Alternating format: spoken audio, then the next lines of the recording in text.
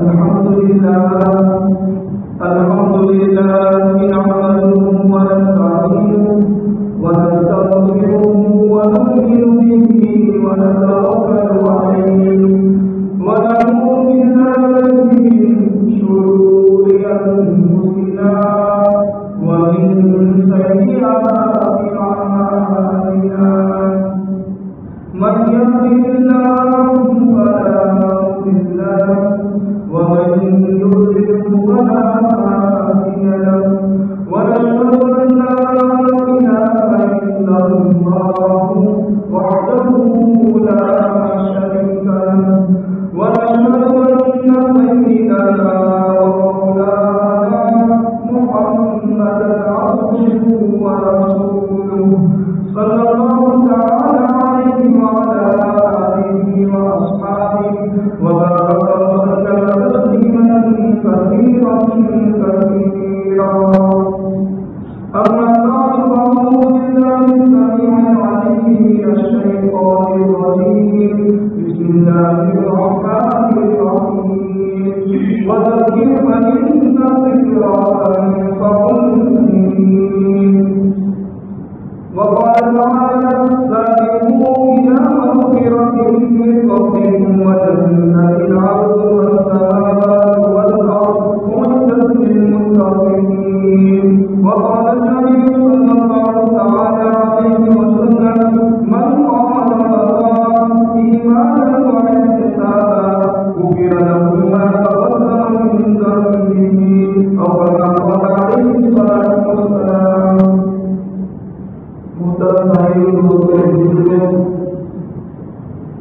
اللہ تعالیٰ نے انسان کی طبیعت میں بہت ساری مختلف چیزیں رکھی ہیں اور مختلف مجموعے سے اللہ تعالیٰ نے انسان کو بنایا ہے. انسان کے اندر وہ مادہ نہیں ہے جسے وہ گناہ کرتا ہے اور ایسا مادہ نہیں رکھتا کہ انسان کام کی طرف دوڑتا ہے. اس کا جسم اس طرح بنایا ہے اس کو ٹھنڈک بھی محسوس ہوتی ہے. اس کا جسم اس طرح بنایا ہے کہ اس کو گرمی بھی محسوس ہوتی ہے. ہر طریقے کا انسان کے اندر مجموعہ رکھتا ہے. اسی وجہ سے انسان کبھی بڑھ کر گناہ کی طرف ضرور جاتا ہے اور کبھی انسان اچھے کام بھی کرتا ہے. اور اللہ تعالیٰ نے جب بندے کو اس طریقے کے مجموعہ بنایا ہے تو اللہ تعالیٰ نے انسان کو ایسا وقت بھی دیا ہے جس وقت کے اندر انسان اپنی ان غلطیوں کو سدھار سکے.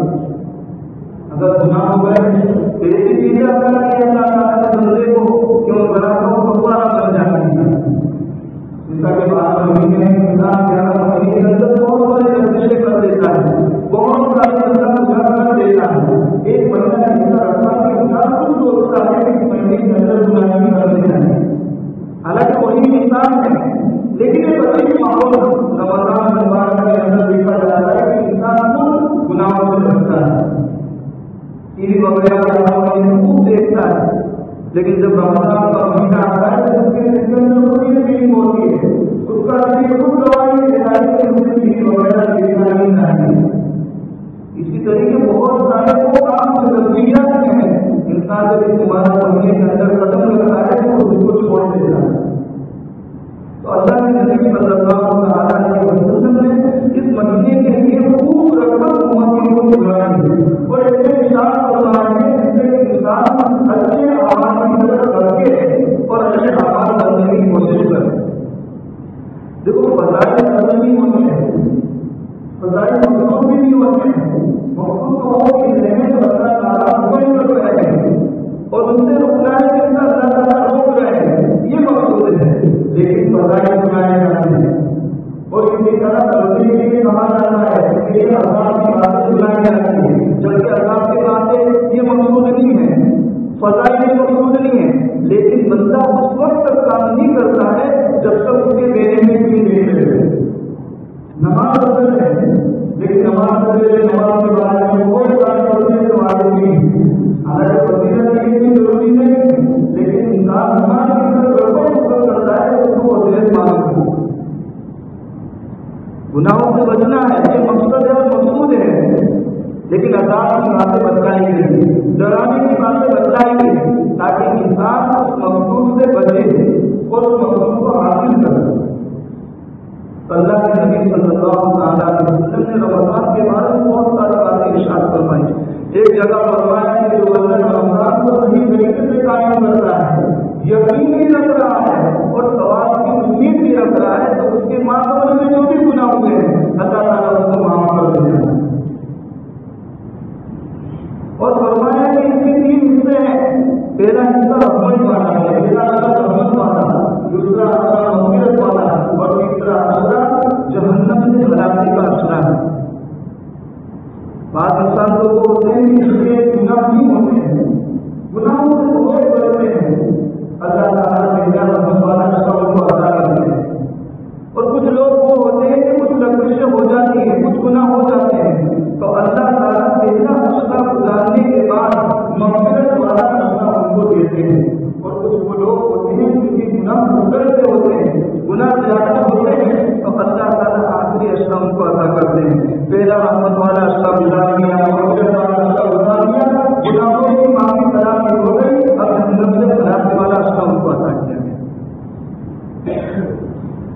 بہت سارے ارشاد ہیں، بتائیے ہمارے سامنے، لیکن اس پر عمل کرنے کی ضرورت ہے، اس کو سچا اور پکا سمجھنے کی ضرورت ہے۔ ہم تو سنتے تو بہت ہیں، لیکن سچا پکا ہم کو سمجھتے نہیں۔ ایک کان سے سنا، دوسرے کان سے نکال دیا، جبکہ عمر کی بات ہے کہ حضور اکرم صلی اللہ علیہ وسلم کا نام ہے، حضور کے ارشادات سامنے آئے تو اس پر عمل پیدا ہو جائے۔ یہ اصل امتی کا کام ہے۔ ابی بن خلف مسلمانوں کا دشمن ہے، نبی کریم صلی اللہ علیہ وسلم کا دشمن ہے، اور کتنا بڑا دشمن ہے آپ کا اندازہ نہیں لگا۔ ہجرت سے پہلے نبی کریم صلی اللہ علیہ وسلم کو چوک رہا ہے اور ہر وقت یہی بات کہہ رہا ہے کہ محمد ایک گھوڑا میں تیار کر رکھا ہے، ایک سواری میں تیار کر رکھی ہے، اس کو میں اچھے سے اچھا پلاتا ہوں، اس کو اچھے سے اچھا پلاتا ہوں، اور یاد رکھنا ہے محمد اسی پر سوار ہو کر میں اس کو نماز بلا کر شروع کروں گا۔ اور سواری تیار کر رکھی ہے، اچھا سا پلاتا ہوں، اچھا سا اس کو پہناتا ہوں، سوارتا ہوں، اور جب وہ ایک دم تگڑا ہو جائے گا اسی پر سوار ہو کر محمد اس کو شروع کروں گا۔ بات آج یہ کہہ رہا ہے، ایک مرتبہ حضور اکرم صلی اللہ علیہ وسلم نے بھی اس کو جواب دے دیا، ایک ابی بن خلف میں بھی اس کو قتل کروں گا۔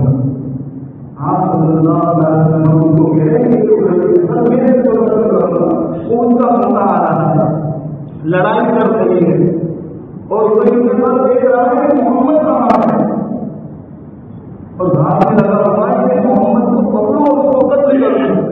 اب محمد صلی اللہ علیہ وسلم کو اس کافر نے دیکھا، آگے بڑھ رہا ہے، آگے بڑھ رہا ہے، صحابہ دیکھ رہے ہیں دشمن اسلام آ رہا ہے، آپ صلی اللہ علیہ وسلم کو قتل کرنے کی اجازت ہے، لیکن حضور اکرم صلی اللہ علیہ وسلم نے اپنے صحابہ کو روک دیا کہ تم کو قتل نہیں کرنا ہے، اس کو قریب آن دو، اور قریب آن دو۔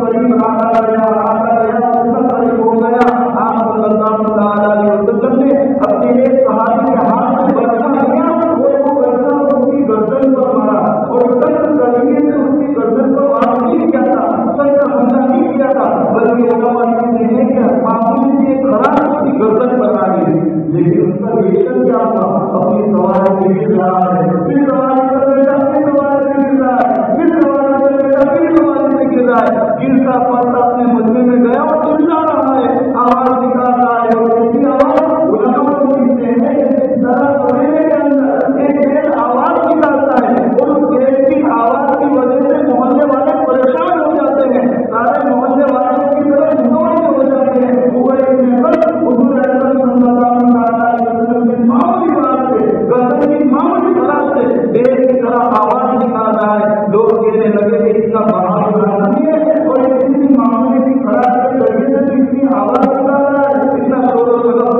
کر رہا ہے، اور دشمن اسلام کیا کہتا ہے تمہیں پتا بھی ہے کہ جس کی مار ہے یہ اس محمد کی مار ہے، وہ محمد اس کو ڈوب کے دیتا ہے۔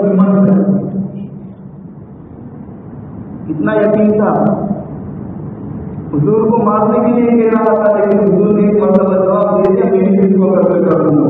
اتنا یقین ہو، حضور کا دشمن ہے، اسلام کا دشمن ہے، یقین ہے تو کتنا کافی ہے. ابو سفیان جو سردار ہے اس کو سمجھا رہا ہے کہ اتنا بہادر ہو کے کس طرح چلا رہا ہے، معاملے سے تو خراب ہے. کہنے لگا ہے ابو سفیان مجھے بتانی ہے اس معاملے خراب کے ذریعے سے جو تکلیف مجھے ہو رہی ہے، اگر پورے حجاز والوں کو تکلیف بات دی جائے تو پورا حجاز ہلاک ہو جائے. مجھے تو اس وقت ہی یقین ہو گیا تھا جس وقت محمد نے کہا تھا تو میں ہی قتل کروں گا. مجھے اس وقت یقین ہو گیا تھا کہ محمد کے ہاتھی میں مارا جاؤں گا، تو میں مارا نہیں جاؤں گا. یہ تو ایک کافی عمل ہے. آج ایک مسلمان کو شرم کرنی چاہیے کہ ہم اپنے نبی صلی اللہ علیہ وسلم کو سچا ماننے کے باوجود، پکا نبی سچا نہیں ماننے کے باوجود، سچا اور پکا رسول ماننے کے باوجود، ان کا امتی ہونے کے باوجود، ان کی امت میں پیدا ہوकर فخر کرنے کے باوجود، آج جب نبی کی بات ہمارے سامنے آتی ہے تو ہم عمل کرنے کے لیے تیار نہیں ہیں، ان کو سچا جاننے کے لیے تیار نہیں ہے، جبکہ ایک کافر حضور کی بات کو پتھر کی لکیر سمجھ رہا ہے. حضور کی بتایا جاتا ہے، حضور کی جو باتیں ہیں وہ یقیناً بالکل پختہ ہے اور اس کے اوپر اللہ تعالیٰ ضرور دعا بتا کریں گے. اس لیے تو قرآن میں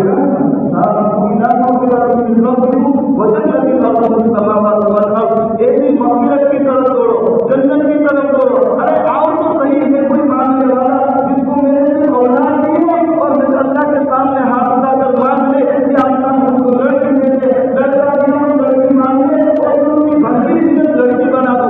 کوئی جو کاروبار سے پریشان ہے میرے سامنے ہاتھ ملا ہے، میں ان کو کاروبار میں خوب آگے بڑھا دوں. اگر اس کا رشتہ آسمان میں ہو تو میں اتار دوں، زمین میں ہو تو زمین سے نکال دوں، دور ہو تو قریب کر دوں، قریب ہو تو محمود اور بچ دوارا کر دوں. یہ کوئی ہر مانو تو صحیح مغفرت کے ماننے والے اور اس کا اعلان کر رہا ہے یا بات یہ بتائیے مقبل ایک ایسے کام کرنے والے بڑھ جا اور رمضان مبارک میں اور بڑھ جا اور کام کرتا رہے. یاد رکھ نفل پڑے گا فرض کا ثواب دوں گا، ایک فرض پڑے گا یا دو فرض کا ثواب دوں گا.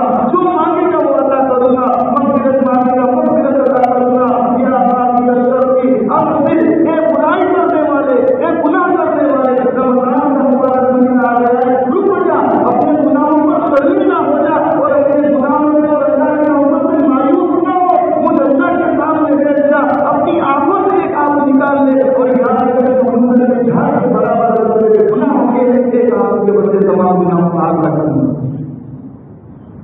لیکن یہ کوئی معلوم والا یہ وہ ارشادات ہیں جس پر ایک امتی کو یقین رکھنا چاہیے اور وہ گھڑی آئے جس کو ضائع کرنے سے ہم امتی کو بچنا چاہیے. آج دین کی باتیں تو بہت ساری ہوتی ہیں لیکن ہم نے صرف ایک مذاق بنا لیا ہے. دین کی باتیں سنتے ہیں، نکال لیتے ہیں، عمل نہیں کرتے ہیں. معذرت کے ساتھ ہم بات میں چھوڑوں گا. حضرت علی صاحب رحمۃ اللہ علیہ کی بات یاد آئی جب داخلی جنت پر رہے تھے تو حضرت علی صاحب رحمۃ اللہ علیہ فرمانے لگے کہ مفتی احمد محمود صاحب دعوت برکاتہم العالیہ اتنی بڑی شخصیت ہے، پوری دنیا کے اندر ان کو بلایا جا رہا ہے اور جیسے کی سزا ان کو دی جا رہی ہے اور ہم کہیں کہ ہمارے پاس ہے اور ہم اپنے جیسے کی سزا کی ہمت ہے. یہ تو زیادہ نہیں ہوگی. علی صاحب حضرت مفتی احمد صاحب دعوت برکاتہم العالیہ کو جیسے کی طرح سزا کیے ہیں بتانا چاہتا ہوں قدر کر رہے ہیں، بڑی شخصیت کی قدر کر رہے ہیں. آج ہمارے یہاں پر عزت کرنا بھی چاہیے، اس کے بیان میں بیٹھنا بھی چاہیے، لیکن اس کا مطلب یہ نہیں ہے کہ ہمارے پاس اگر اللہ کے ولی موجود ہے تو ہم کی مدد بھی کریں. دین کی منزل کے لیے ہر وقت میں قدر کرنے کی ضرورت ہے. ہم یہ نہ سمجھیں کہ سفید داڑھی اس کی قدر ہوگی، بڑے میں اس کی قدر ہوگی. جس بچے نے اپنی زندگی کو اللہ کے راستے میں وقف کیا، مدرسے میں لگایا، ہمارے لیے ضروری ہے کہ ہم اس کی قدر کرو. آپ یقین نہیں مانیں گے کہ آنے والے 15-20 سال تک ہمارے بچوں کی ایمان کو محفوظ کر رہے ہیں. ہمارے ساتھ رشتہ کے بچوں کے اندر خاص سنانے لگے کہنے لگے کہ اگر بتائے تو آپ